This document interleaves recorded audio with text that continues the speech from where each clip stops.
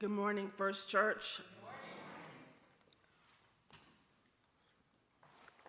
You know, the scripture in that song really speak for itself, but I do want to say some practical things about how we get from our belief to action. But before I begin to speak, I must acknowledge my husband, Jerry Thomas, who's here in the audience, my daughter, my granddaughter, my sister, my dad, and my stepmother.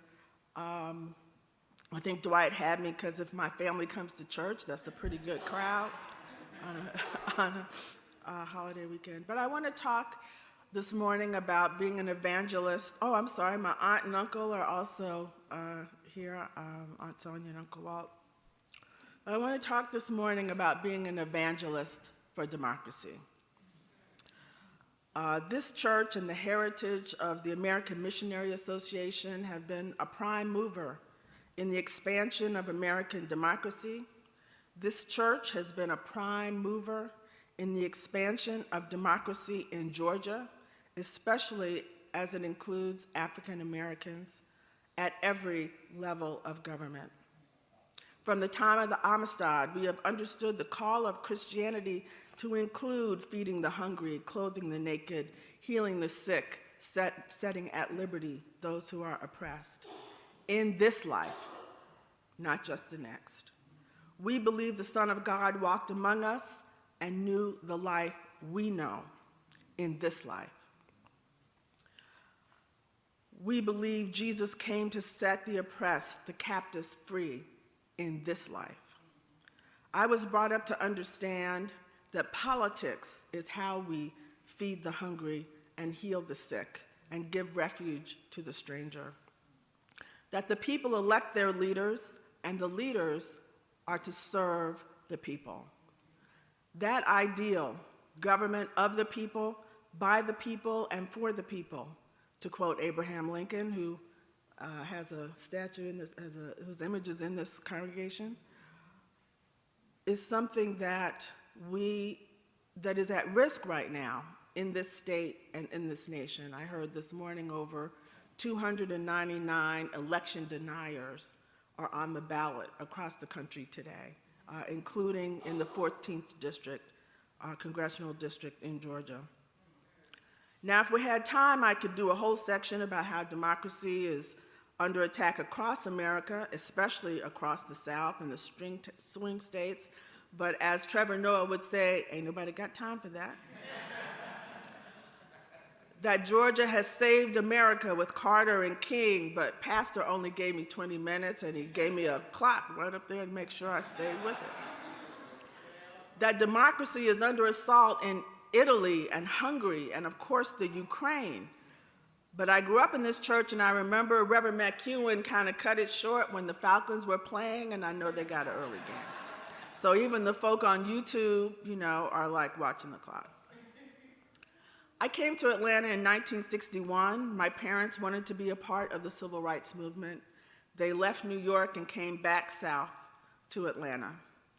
And it's hard for many to imagine, but Atlanta was quite segregated at that time. But we were surrounded by love, and Mosley Park had a lot of amenities. We learned to swim at the Ollie Street Y. We went to the Ashby Theater. My parents would go to La Carousel to see the Ramsey Lewis Trio. But I also knew from visiting my grandmother in Alabama that other Black communities and other Black people suffered deeply, deeply, deeply from segregation. In the spring of 1965, my parents drove us to Marion, Alabama, where my grandmother still lived. And the next morning, March 21st, 1965, we drove to Selma, and I and my sisters walked the first leg of the Selma to Montgomery March. Other children were offered rides and took them, but I was proud and determined to walk every step. I did not get to hear Dr. King's speech in person the day of the final march into Montgomery. I had been sent back to Marion. But his words then are as true today as they were more than 50 years ago. Let us march on ballot boxes until race baiters disappear from the political arena. Let us march on ballot boxes until the Wallaces or Trumps of our nation tremble away in silence. Let us march on ballot boxes until we send to our city councils and state legislatures and the United States Congress men who will not fear to do justly, love mercy, and walk humbly with God. Let us march on ballot boxes until brotherhood becomes more than a meaningless word in an opening prayer, but the order of the day in every legislative agenda. So we have some people on the ballot, First Church, who love mercy and justice. We have some people on the ballot who want brotherhood to be on every legislative agenda.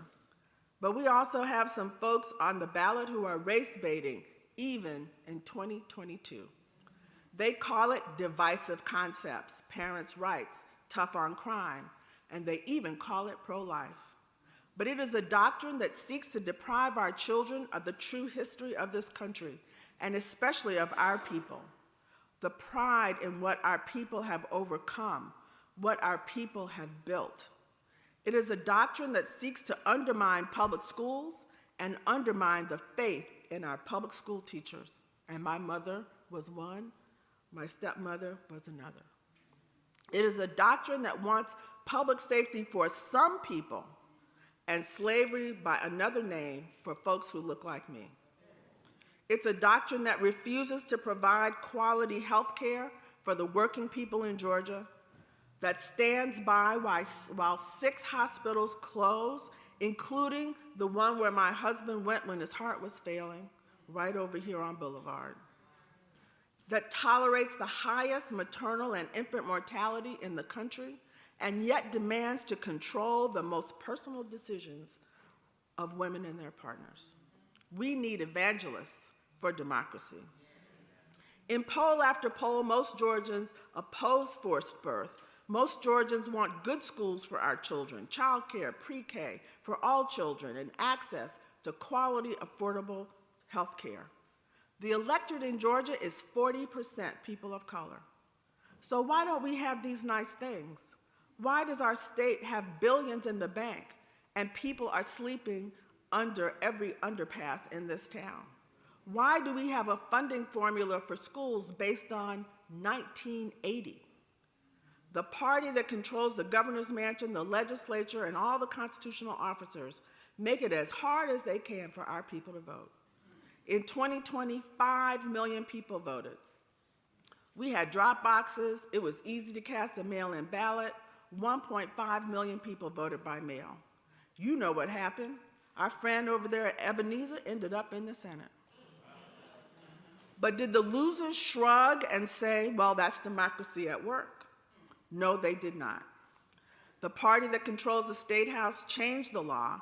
They couldn't win by rules that allowed so many citizens to vote, so they changed the rules to make it harder for citizens to vote. They got rid of the drop boxes outside of our libraries. They added ID requirements to mail-in ballots. They made it easy for your voter registration to be challenged. They made it possible for the state to take over your election board. We need evangelists for democracy. The ACLU of Georgia, along with other groups, is in court challenging that law. ACLU voting rights attorneys are in the Gwinnett and Cobb County election board meetings, preventing duly registered people from being taken off the rolls because someone accuses them of not living where they live. And they will respond to every attempt to take people off the voter rolls. During my tenure as executive director of the ACLU of Georgia, we have prevented hundreds of thousands of voters from being taken off the voter rolls unlawfully. 130,000 right before the Senate runoff in the 2020 cycle. The governor and his party also had control of drawing the legislative and congressional districts. Georgia should have had at least 6 more state house districts where black voters could have elected the candidate of their choice. We got 0. The ACLU lobbied for fair districts and adequate representation of black Americans who comprise more than 1/3 of the state's population. We presented data on how all the population increase was among black, Hispanic, and Asian Georgians. We went to every hearing in Atlanta and around the state. We filed a lawsuit against the state legislative districts and will go to trial in the spring of 2023 in time for the 2024 elections. For this election, we are recruiting poll workers. In 2020, 13% of Georgia voters voted in a poll with an ACLU-trained poll worker, deputy registrar, or manager. We have to understand that our election system is only as good as the people who are working in it, especially in election season. When I campaigned with my dad in his first race, there was no MARTA station in downtown. There was a bus transfer point. It was a bus transfer point where Black women especially would take a bus from their own neighborhood on the south side to jobs on the north side. I tell my staff I want it easy for those people to vote, the people who punch a time clock, who lose pay if they are late to work, who take MARTA or carpool after making breakfast and packing lunches. They can't wait if a polling place opens late. They need weekend voting, Saturday and Sunday. They need poll workers who are friendly and helpful. We have a lot of people in our community who lack the information that you have. They don't hear the good preaching you hear every week and mingle with the thought leaders who are a part of this congregation of faith. They need you to be an evangelist for democracy. They may need someone to remind them that early voting starts October 17th. They may need someone to explain that carrying a football is not a credential for voting on Ukraine and Social Security. They may need someone to explain that those checks the governor sent out were only possible because Warnock voted for the American Rescue Plan and the Inflation Reduction Act, and the governor's party opposed both. They may need someone to explain that we were making progress on public safety. Georgia was beginning to stop locking up people for misdemeanors, focus on violent and dangerous offenders. That all stopped under this governor. And Georgia is still using tax dollars to lock up people who are too poor to pay bond and wait trial for lack of $2,500. Now, of course, a lot of us would have trouble putting together $2,500. They may need someone to remind them the governor has a lot to do with your daily life, the quality of your child's school, whether you have health care, whether there is a community benefits agreement that makes these companies coming to Georgia with taxpayer dollars hire people here in Georgia. A lot of folks only vote in a presidential year. Every member of the state legislature is on the ballot this year. They vote on the bills that make it harder to vote. They vote on the bills that take away personal choice and privacy. They vote on the bills that make it a felony to protest. They vote on the bills that make it a felony for that punish teachers for telling the truth. They vote on the budget, how your tax dollars are spent. I was always taught if you want to know people's priorities, look at their checkbook. So you ask, what can you do? Be an evangelist for democracy. I wanted to speak this morning because it is the week before early voting starts. And every single vote counts in this election to preserve our democracy.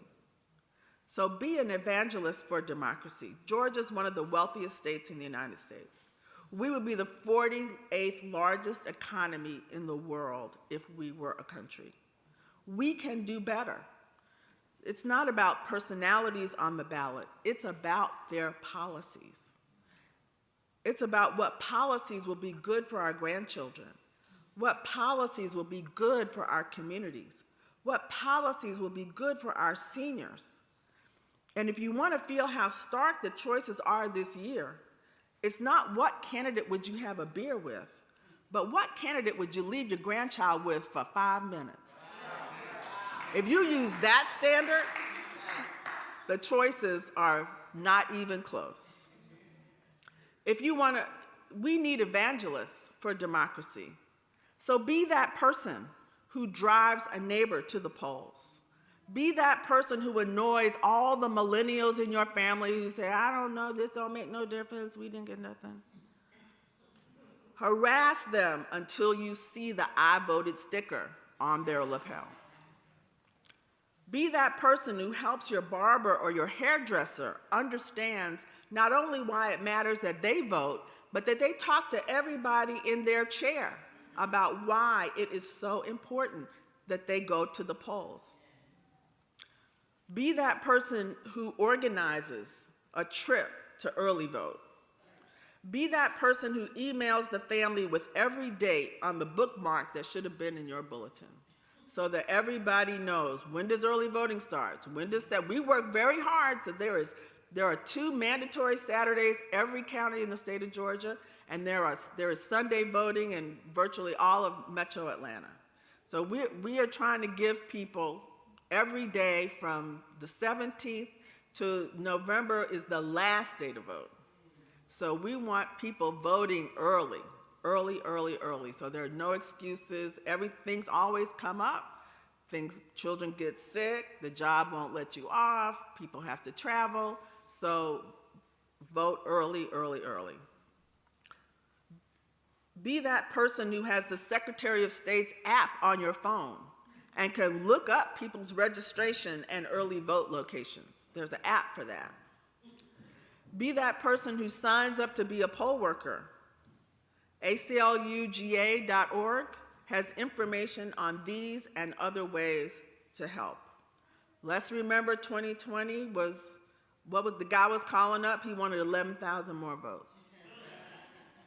You look around this room, you know that the networks that you all have will make a difference in what happens this November. We need evangelists for democracy so we can send to our city councils, state legislators, the governor's mansion, the attorney general's office, the secretary of state's office, the United States House and Senate, men and women who will not fear to do justly, love mercy, and walk humbly with their God. We need evangelists of democracy until the beloved community becomes more than a slogan, but the order of the day on every legislative agenda. We need evangelists for democracy so that the scripture that was read today is the guidepost of the decisions that are made by our leaders on our behalf.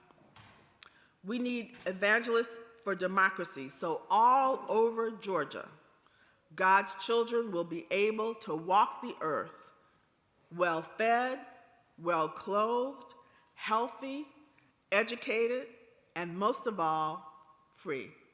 Thank you.